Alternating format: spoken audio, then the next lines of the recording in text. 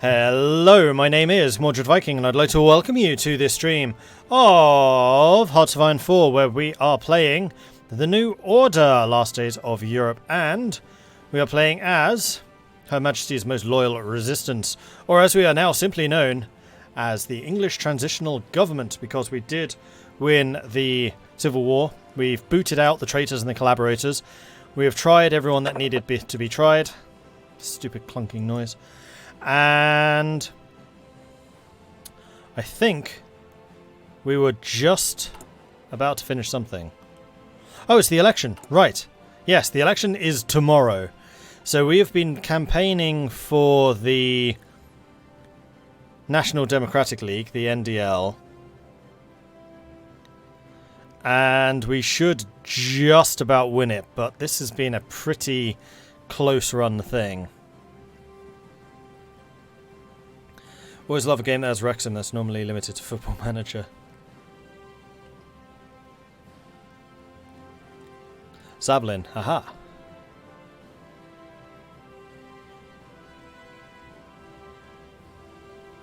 Alright, well, let's skip through this last day until the election ends, which is right now. The decision of the free people, months of advertisements, speeches and rallies, debates, arguments and insults, shouting and heated discussion. And now it all comes down to this, the choice of the people of England. Both parties have been battling hard to ensure their victory at the polls. Could they have done more? Could some missteps have been avoided? Could this campaign have been conducted more positively? Perhaps, but both campaigns have done whatever they could to ensure victory in the coming elections. Nothing less than the very future of the country is at stake. After their ballots are cast, the people of England scurry home to turn on their televisions and radios to see who the winner is. Many have predictions, many have biases and hopes. Others have polls and samples behind their thinking, but there is only one way to know for sure what happened, and that is to count the votes. And the National Democratic League has won the elections. So Claude Auchinleck is going to stay in power. The victory of the National Democratic League, the first election in England after the war and the first truly free one since 1935, would obviously be a momentous one. After years of hardship and deprivation, the people of England would have their say, and the world waited with bated breath, fearing the worst from a people vengeful and angry of the recent past. Would Sterling, the reactionary leader of the SAS, be the first English PM? Or would the Red Banner of a Communist Labour Party fly in the halls of Parliament? Neither happened. Instead, the centre-right coalition of the National Democratic League won the hearts of the voters, headed up by George Jellicoe, a former commando, diplomat and the son of the hero of Jutland. I knew I recognised the name. The party promised to return to the England of old, one of free markets and a strong economy ruled by the daughter of George VI. But also an England that would make the necessary social changes and economic reforms to keep up with the modern era. And the glowing endorsement of Claude Auchinleck was enough to seal the deal in many districts. Many are concerned that this coalition may not last. It is made up of many parties with different goals and volatile personalities. But the NDL will still press on. It will fulfill its mandate and give the voters what they asked for. An England ruled by sensibility and compromise, as well as a constitutional monarch, and perhaps, one day, a Britain that is respected by the nations of the world. Let us go forwards. Together. Alright, so we have a new, big focus tree. Blimey, this thing's huge compared to what they usually do.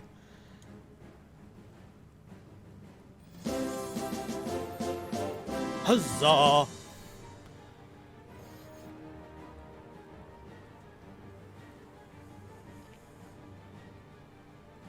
Had a massive graphics card update for your PC. Very happy, was very much behind them. Nice.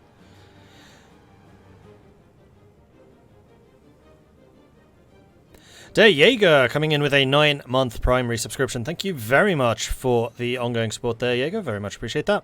Well, bugger me, I forgot this mod is Hearts of Iron 4 other than CK3. But anyway, 9 down, 3 to go. And how are you doing on these trying times? I am doing okay. Being a streamer, I'm kind of lucky, because with everyone being stuck at home, people tend to watch a lot of internet stuff, and that's what I do. So, yeah, it's been good for me. The one thing I will say is I've been missing pub trips, but I didn't tend to have that many of them anyway. you know, with my working hours starting at 5 PM, usually when most people are getting out from work.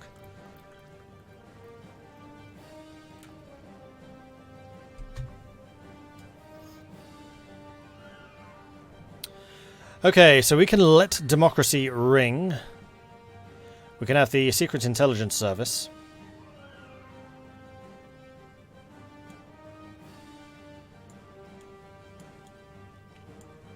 Can't do anything with the armed forces yet. Yeah, so it is just going to be this. So I think we're going to let democracy ring. The votes have been counted and the people have made their will clear. For the first time in almost 3 decades, a free and fair election has been held in England and the people have chosen. They have chosen freedom. They have chosen democracy. They have chosen the National Democratic League. We shall unify the government and rebuild the nation. We shall improve our standing both at home and abroad. We shall transform England and these British Isles into a bastion of democratic freedom. Such is the will of the people. It sounds so American. My one comment to this, how American. Freedom! Yes, freedom. Freedom, freedom, freedom. And also a king or a queen, but mostly freedom. 1964, Tokyo Olympic Games come to an end. The first Olympic Games to be held in Asia, the 1964 Summer Olympics, have now concluded. Opening itself up to the world, Japan took every opportunity to showcase its growing technological might. The Games being the first to be telecast internationally, with over 70% of the population viewing Emperor Hirohito officially opening the Games. International admirers have praised Tokyo itself, especially its modernising efforts, crowned with the newly put into service bullet train transporting attendees around the city. The United States claimed the most success this time around, winning 46 gold medals, followed by the Japanese Empire with 22 gold medals and Italy with 18. Noticeably absent from the entry of the Olympic Games were the teams from Germany, South Africa and England due to the ongoing conflicts. We don't have any ongoing conflicts, neither does Germany.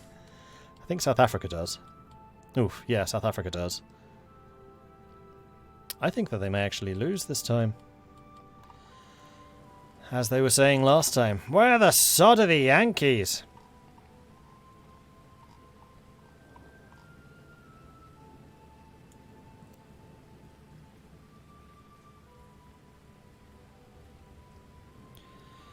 And now we have the scales of democracy. 70% moderate, 15 conservative, 15 liberal. Now, is this economic liberal or is this social liberal? Because the two mean very different things. I think this is economic liberalism. I.e., free trade. Patriots. Strength of the Patriots increases. Liberals increases. Speech in Parliament.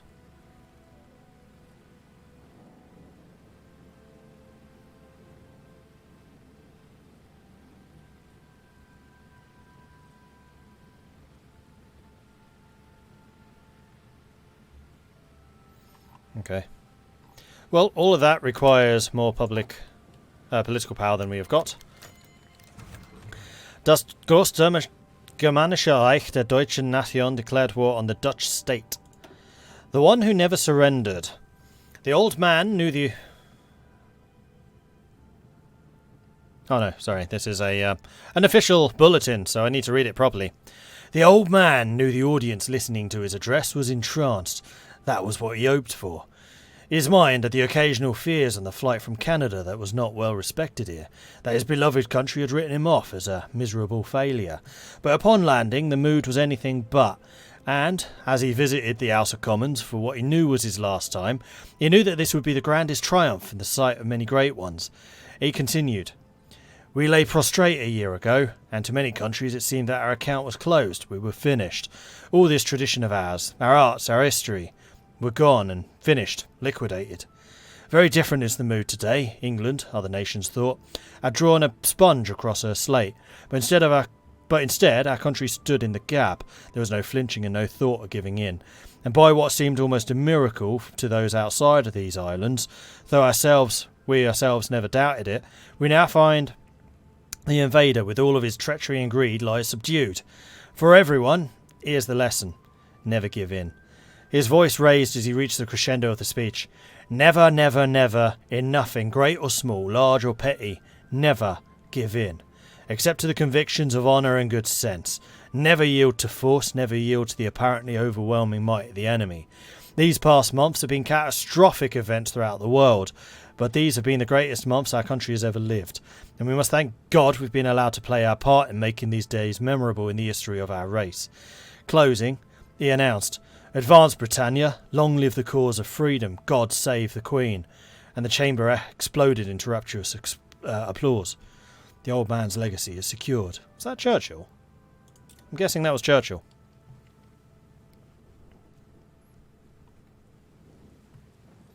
With the son of an admiral, Jellicoe, in charge, surely he must rebuild the Royal Navy.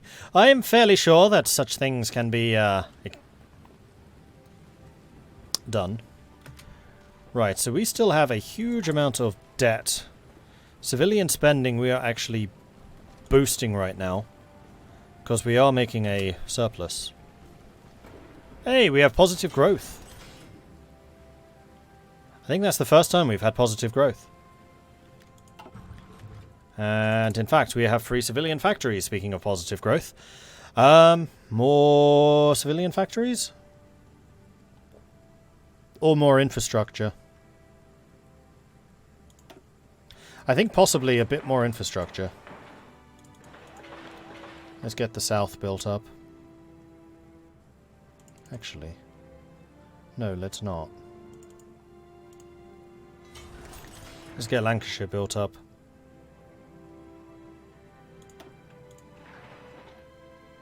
Do something like this. Just got here. Did we start as a government in exile? We did, yes. Well, not really in exile. We were the resistance. We were the ones fighting against the collaborators and the traitors. The West Siberian People's Republic has defeated the Siberian Black League in a war.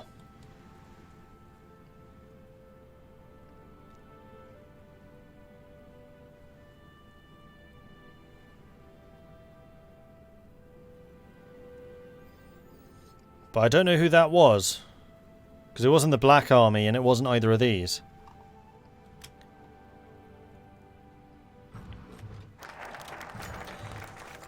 Let democracy ring. In the early hours of the morning, exit polls began to tell the results of the first free English election in many years. The National Democratic League had secured a majority of seats in Parliament and would inevitably be called to the next form of government. Such a spectacle had not been seen in 2 decades, and the change was more than welcome. Yet many could not help but fear for the longevity of the government, which was so internally divided from the start. How could Earl Jellicoe have a hope of holding it all together? However, no matter what the people thought of the NDL, Jellicoe would graciously accept the Prime Ministership, and an altogether different government would rule over the English people who had suffered for so long. It's a new course. And then we can have a meeting with St. John Stavas and a meeting with Powell. Norman St. John Stavas leads the Liberal Democrat wing of the National Democratic League. While he may have some socially unacceptable preferences, we cannot ignore his influence. He is one of the few people able to rally the inner city populations against the SLP. Not only will we need to entertain some of his more liberal ideas regarding social issues, we will also need to balance between him and Enoch Powell. Those 2 men and their respective factions will not play nicely with each other, and it will be up to us to keep the party unified. There are a few figures more controversial in England than Enoch Powell. Despite his problematic views on religious freedoms and his complicated thoughts on immigration, he still has a significant amount of influence in the country. This influence is mainly amongst the far right as well as the supporters of the fallen collaborationist government. While many in the League dislike him, he is a key component of the government and must be kept on our side if we are to enact our vision of England. He is critical to our plans, so we must meet with him to sway him to our cause. St. John Stevens sounds far more reasonable, so let's go with him first.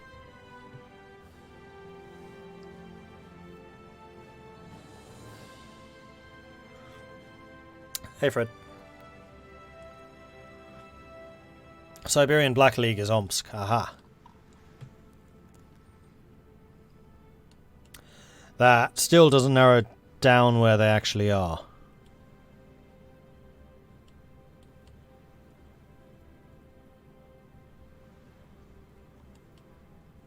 Nope, don't know.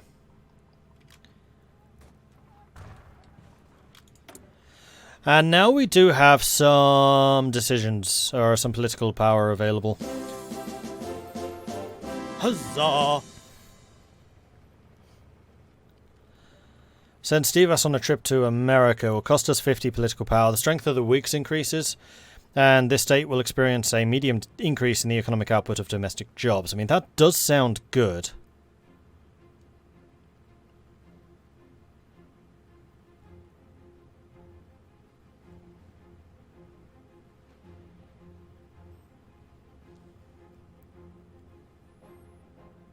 Maybe we'll do it once we've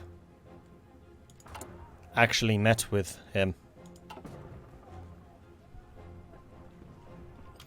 Alexander the Great Georgie V. Thank you very much for the Prime subscription.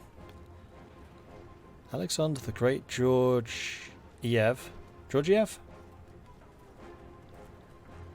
thought it might have been a date or something. Or the Great Georgie V? Thank you very much for the Prime subscription. Welcome to the Mordlings.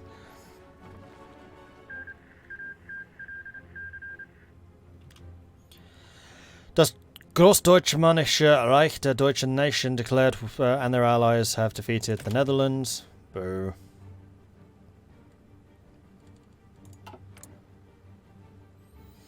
Alright, we're starting to get some reserves, though they are still pretty low.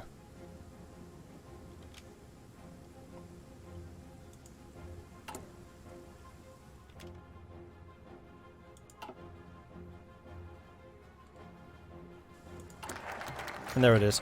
The Divine Mandate of Siberia declared war upon the Presidium of the Supreme Soviet. That is in the eastern Siberia.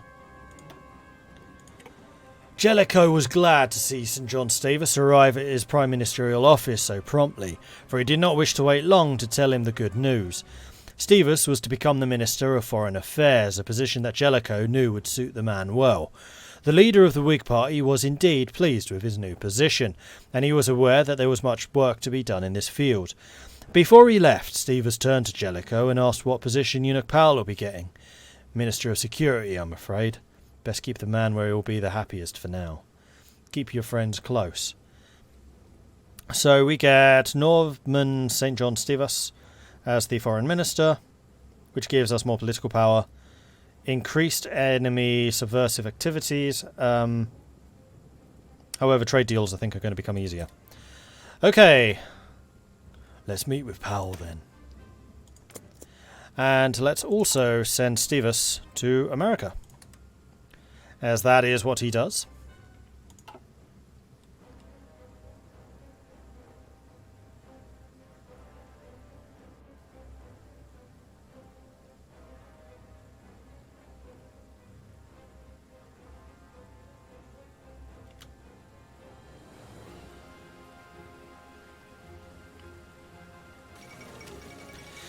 Germany restores control over Central Europe. The Reichsprotectorate of Bohemia and Moravia, together with the Netherlands and Denmark, were the territories where Germanization proved to be the most successful.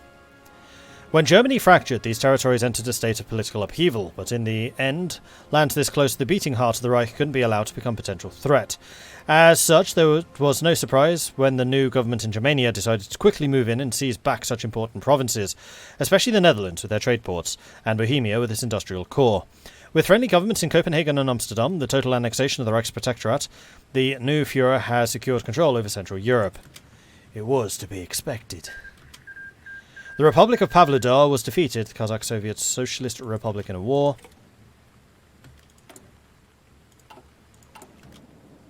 So let's have our meeting with Powell, and then we'll send him to go and see the army, and then we'll have a talk with Claude as well, see what Auchinleck can do for us.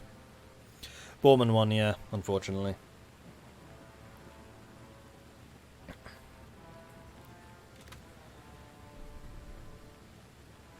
Oh, Sinjin was a prominent Catholic politician. Okay. While a reformer on such issues as hanging and censorship, he was a conservative on moral issues. Roy Jenkins, Home Secretary of 65-67, described praising him and then castigating him depending on what reform was being discussed. Okay.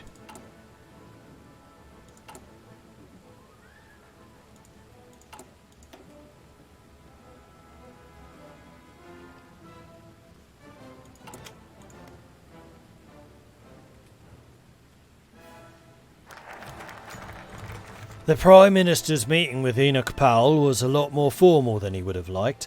The leader of the Patriot Party declined to drink that Jellicoe offered him and instead insisted that he get on with whatever it was he was going to tell him.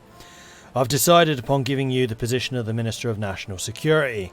I'm sure you'll do a brilliant job of keeping our country, well, secure. Indeed I will, came Powell's brief reply. He left the room soon after, not bothering to ask after the position of the leader of the Whigs. After all, he'd just been given a job to do and he'll be damned if he didn't start his work immediately. And keep your other friends close as well. So, Enoch Powell is Resistance Hero Division recovery rate plus 5%, then also some more stability. We're up to 93% stability at this point. Alright, let's have a talk with Claude. Claude Auchinleck, father of the National Democratic League, the leader of Her Majesty's most loyal resistance, and the rebellion. There is no more prominent individual in England, or maybe even in the Isles. He is the man who chose Jellicoe to lead the NDL, and as such it is only right and proper that he consult him with the future of the country. We can fish out his insights and further secure his backing. After all, he put us here. How hard would it be for him to put somebody else in our place?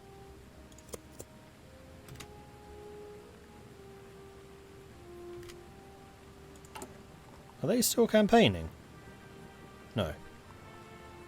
Good. I was going to say, that's a bit unfair. I can't do that.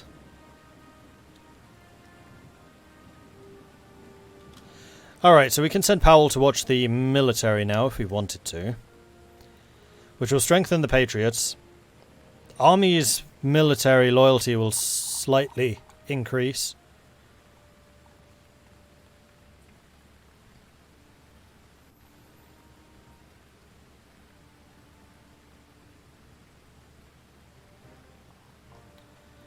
And that'll give the Patriots some power. I'm guessing those are the Conservatives.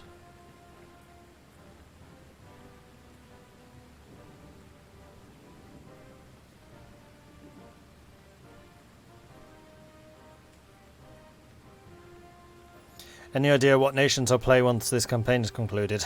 Let's finish this campaign first. We've still got a long ways to go.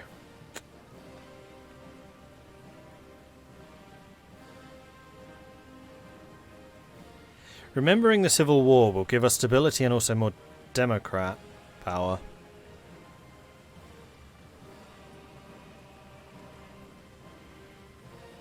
And promote liberalism will increase Whig strength and also even more stability.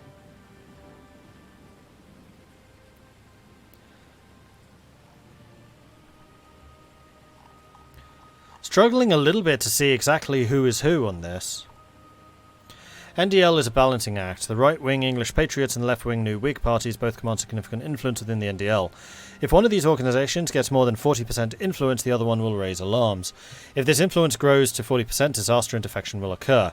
Jellicoe's goal is to keep the other wings balanced, and his Democrats the strongest organisation in the NDL.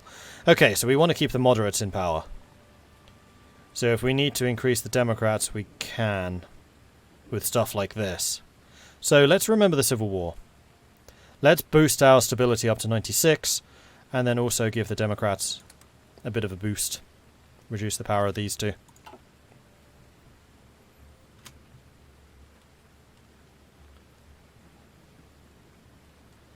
And how's our economy looking? We're still making a nice surplus, which I'm pleased to see. And we're still working on all the infrastructure and stuff. The National Republic of Kromtau declared war on the Republic of Pavlodar. The end of the South African War, the most controversial and significant international conflict since the Second World War. The South African War has now come to an end, with today's coming into force of the Treaty of Pretoria, with Oberst Rolf Steiner signing for the German forces and General William Westmoreland signing for the forces of the OFN. The outcome of the war appears to be firmly in favour of the Afrika Schild, with South Africa surrendering its northern territory and the Boer independence recognised as per the terms of the treaty. Leadership on both sides now look towards the future. Whilst international consensus agrees that the now further overextended African Reichskommissariats will surely face fresh struggles to maintain their increasingly weak grasp on their territories, the future of South Africa and its people will accept their new reality remains worryingly unclear. Peace at last. So South Africa got crushed. Okay.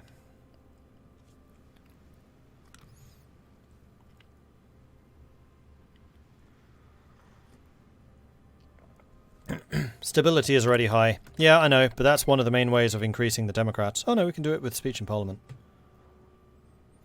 I think generally we want to strengthen these two, the Liberals and the Democrats, and generally not strengthen the Conservatives. The Committee for the Liberation of the Peoples of Russia have declared war on the Principality of Vyatka. No, no, Vyatka, our last hope. This is Samara fighting Vyatka. George Jellicoe met with Claude Auchinleck at the end of the busiest day of his life. Auchinleck had been expecting him. A chair had been pulled beside a table and a glass of something had already been placed next to it. Jellicoe did not mind what had been poured so long as it was strong. "How long do you think it can all last?" Auchinleck asked the Prime Minister rather bluntly. "If I'm honest, Claude, sometimes between the end of today and the next election. I fear some things are just out of our control. The way I see it, George, we are the last hope this country has. Wilson may personally be committed to democracy, but God knows what the rest of the SLP would do. Besides, we both know that he has somewhat of less of a grip on his party than you have in the League. You simply must maintain the NDL, George, for the future of all of England depends on it." Jellicoe knew Auchinleck was right, yet he could not shift the ever-present fear that he could not make it, that he would not be enough. How about another drink? Sure, I'll have another drink, thank you.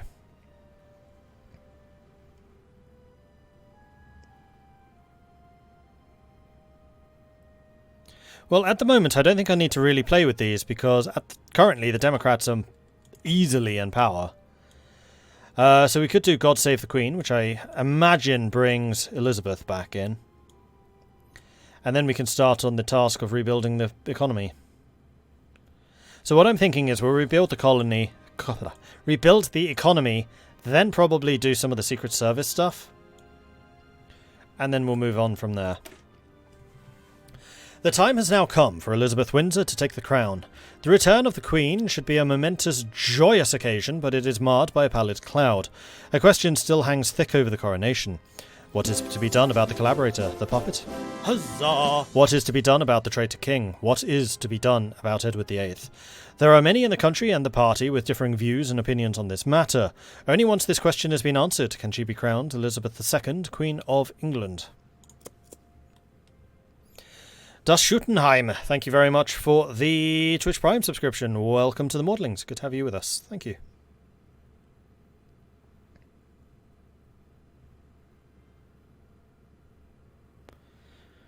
And Alexander wants me to drink some tea. I think that can be arranged.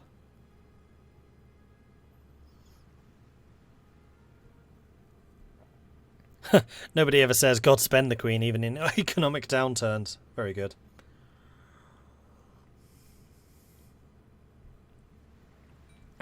Feel bad about Elizabeth VIII. Feel bad about Edward VIII in this game. He hates his life, but he can't do anything about it.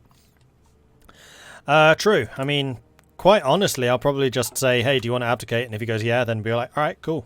Peace. Enjoy your life. But we'll see if that's even possible. It might not be.